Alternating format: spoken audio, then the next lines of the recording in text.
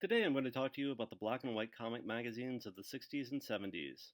In 1965, Warren Publishing found a way to circumvent the Comics Code Authority by claiming its publication, Creepy, wasn't a comic book, but was in fact a comic magazine.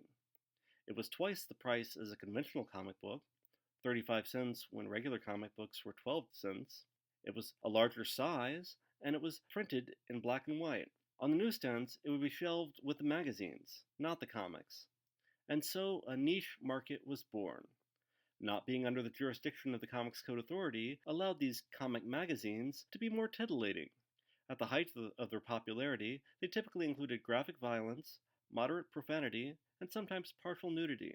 After the initial success of Creepy, Warren started publishing Eerie, Vampirella, The Spirit, and then others. New publishers Skywald and Eerie entered the market as well. The Curtis Circulating Company began publishing black and white comic magazines in 1971, beginning with Savage Tales. This was a way for Marvel to publish comic magazines without overtly branding them Marvel, although eventually they would do so. By 1974, Marvel had 11 ongoing titles on the newsstands. Black and white comic magazines began declining in the late 70s and all but disappeared by the mid-80s.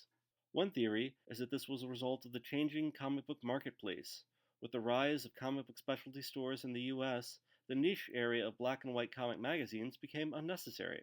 Unlike newsstands who relied on the Comics Code to protect themselves from parental backlash, comic book stores had a greater awareness of their product and their clientele, and could sell comic books aimed at mature readers to adults. The black and white comic magazine format was unnecessary and obsolete. The DeGarm collection at the University of Iowa Special Collection has quite a few of these marvelous magazines from a bygone era. Come and check them out, if you dare.